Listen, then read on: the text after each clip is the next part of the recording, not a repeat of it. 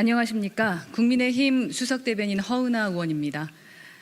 오늘 오전에 있었던 민주당 박홍근 원내대표의 교섭단체 대표 연설에 대한 논평을 하겠습니다.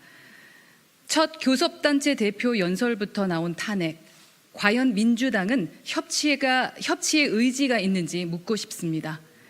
오늘 민주당 박홍근 원내대표는 윤석열 정부 출범 이후 처음 국회 교섭단체 연설을 했습니다. 이 연설에서 민주당은 지난 대통령 선거와 지방선거에서 있었던 국민의 엄중한 심판을 망각한 듯 대통령 탄핵을 경고했습니다. 국민께서는 169명의 국회의원 거대 의석을 무기로 마치 언제든 대통령 탄핵을 시킬 수 있다는 듯한 오만함을 느꼈을 것입니다. 과거 추억에 빠져 입만 열면 탄핵을 전가보도로 쓰는 민주당, 과연 협치의 의지가 있는지 묻고 싶습니다. 지지율은 민심을 실시간으로 확인할 수 있는 중요한 바로미터입니다. 그렇기에 국민의힘과 윤석열 정부는 최근 지지율 하락을 두고 국민께 실망감을 드린 부분에 대해 송구하게 생각하며 더 나은 국정 운영을 위해 심사숙고하고 있습니다. 그러나 현재 지지율의 의미가 지난 대선과 지방선거에서 민주당을 철저히 심판했던 준엄한 민심이 바뀌었다는 것은 결코 아닐 것입니다. 그렇기에 민주당은 오만한 발상의 정치 공방을 자제하고 현재의 위기를 극복하는 데 함께 노력해야 합니다. 민주당은 스스로를 인권 정당이라고 말하지만 인권 정당이기를 포기한 듯합니다.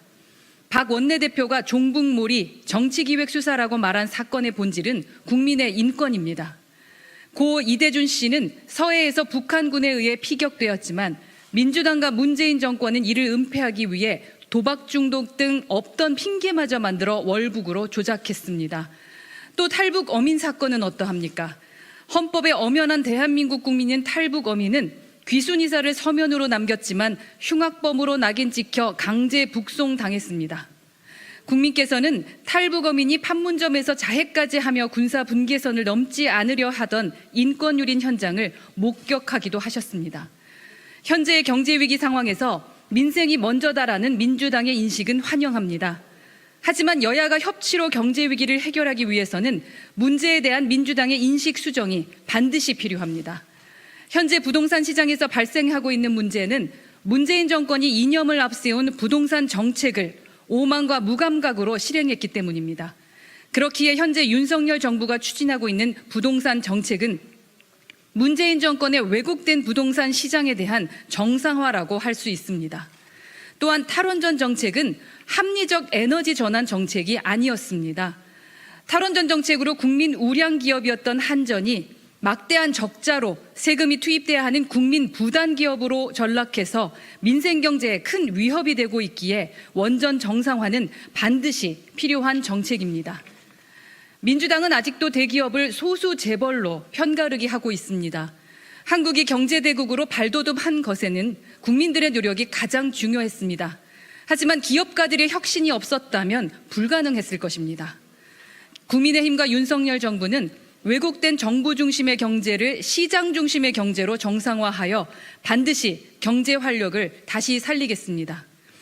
국민의힘과 윤석열 정부는 협치의 끈을 놓지 않겠습니다.